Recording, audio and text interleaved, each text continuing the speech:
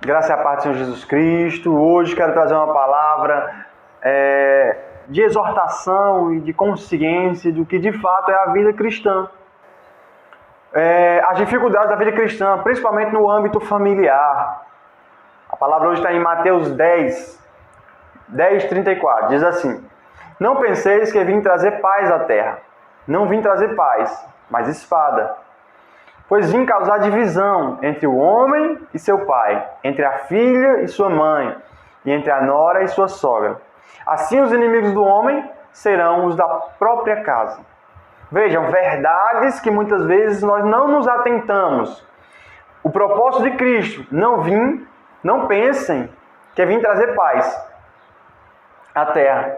Não vim trazer paz, mas espada. Divisão. Cristo trouxe sim, de fato, uma paz. Que paz é essa?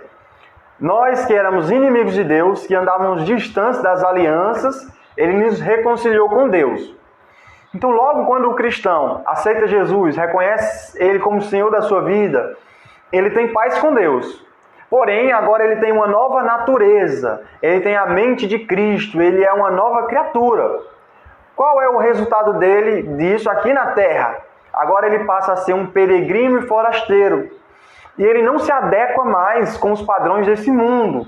Então, logo ele vai ter fome e sede de justiça. Ele não vai mais compactuar com o pecado, porque Deus é luz e nele não há trevas nenhuma. E agora Deus habita no cristão.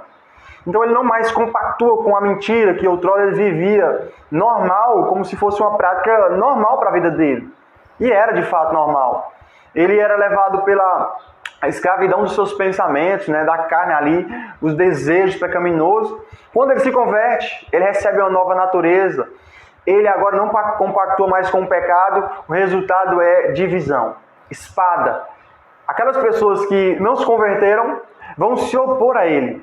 Por isso Jesus está exortando os seus discípulos aqui, dizendo assim, olha, não temam os que matam o corpo e depois disso nada podem fazer. Eu, porém, vos mostrarei a quem deveis temer. Temer aquele que depois de matar tem poder de lançar tanto a alma como o corpo no inferno.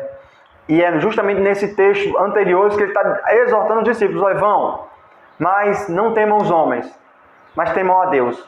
E aí ele inicia o texto dizendo que ele veio trazer espada. E a espada se materializa muitas vezes com essa divisão. No verso 35, ele diz, pois vim causar divisão entre o homem e seu pai, entre a filha e sua mãe, e entre a nora e sua sogra. Veja, na própria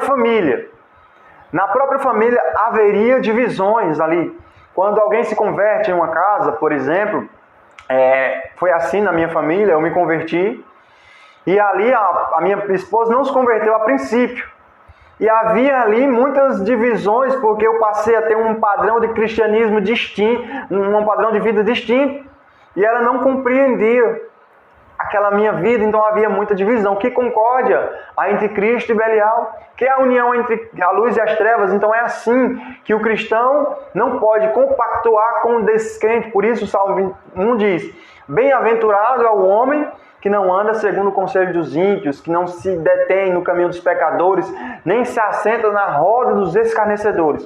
Porque o cristão ele não tem mais aquela comunhão como tinha anteriormente no mundo. Agora ele é diferente, é distinto. Por isso vai haver a repulsa do ímpio por causa da vida santa do cristão. Jesus disse, olha, se chamaram de Beelzebul, o dono da casa, quanto mais os seus conservos. Chamaram Jesus de demônio. O que vocês acham que vão chamar os que trabalham para Jesus nessa terra? Se chamaram ele de demônio, vão nos chamar com certeza de filhos do diabo ou alguma coisa mais parecida com isso.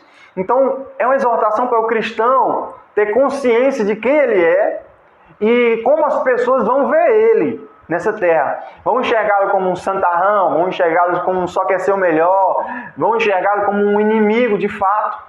Porque a palavra de Cristo vai se cumprir, como ele descreve aqui. É o propósito de Deus em salvar o homem. E ali, muitas vezes, vai haver adversidade, situações. Não é à toa que os discípulos de Jesus, ao se dizerem cristãos, foram perseguidos, foram açoitados de cidade em cidade. Eles foram ali, muitas vezes, Pedro foi crucificado de cabeça para baixo, Paulo decapitado. Por quê? Porque eram cristãos. Que eram cristãos que seguiam a Jesus. E assim havia a adversidade, as perseguições. E ele continua: assim os inimigos do homem serão os da sua própria casa. Então, uma exortação a você, cristão, que tem passado momentos de aflição na sua casa e muitas vezes não compreende aquilo que está acontecendo. Lembre-se, foi Jesus que plantou você na sua casa. Mesmo com as divisões, mesmo com as adversidades. Há alguns princípios, por exemplo, que o homem, marido santo, ele santifica a esposa incrédula. Por exemplo, no matrimônio. E o cristão, ele sendo sal da terra e luz do mundo, ele pode influenciar estas pessoas com o seu testemunho. Por exemplo, quando Jesus diz: se alguém te bater na face, dá outra. Desta forma, você estará dando exemplo, sendo cristão verdadeiro, porque muitas vezes o cristão, ele não suporta a ofensa e logo quer rebater com a mesma moeda. Deus se agrada quando nós sofremos pela justiça, mesmo quando nós estamos certos e assim sofremos o dano. Deus se agrada com isso. É culto ao Senhor, é sacrifício vivo e agradável a Deus. Você obedecer à lei de Deus por causa da palavra de Deus. Porque o Senhor nos ensina a amar aqueles que nos perseguem, a bendizer, no caso, os que nos perseguem, orar também por eles, e assim nós cumpriremos a lei de Deus. Eu me lembro aqui de quando Estevão foi apedrejado ali diante do Sinédrio, e ele olhou para o céu e disse: Pai, não impute a eles este pecado. Porque Estevão viu que na ignorância eles estavam fazendo isso, e ele, como um bom cristão, disse: olha, não impute a eles esse pecado. E Paulo estava ali contemplando tudo aquilo e viu a forma como Estevão se portou diante da adversidade, diante ali da ofensa. E Paulo, a partir dali, Deus já estava trabalhando no caráter, na conversão de Paulo. Lá na frente, Jesus vai dizer: olha, Paulo, por que me persegues? Ele diz: quem és tu? Eu sou Jesus, a quem tu persegues. Duro é para ti, Paulo, recalcitrar contra os agrilhões, ou seja, resistir à vontade de Deus. Quando um cristão vive o Evangelho, dá testemunho do Evangelho, Deus faz com que as pessoas creiam em Cristo através do testemunho do cristão, sendo, como Paulo diz, cartas vivas aqui nessa terra. Cristo estabeleceu desta forma, mas com um propósito, para que os homens deem glória a Deus por causa das nossas boas obras. Amém? Quero orar pela sua vida. Senhor, onde quer que essa palavra ecoe, Senhor, onde quer que ela chegue, Senhor, nos corações e mentes, traga a consciência do cristão, a forma como ele deve viver, uma conduta sóbria, moderada, que agrade a Deus, que louve a Deus, que bendiga o teu nome, Senhor. Fortifica o teu povo, Senhor, para dar testemunho a gregos e a bárbaros.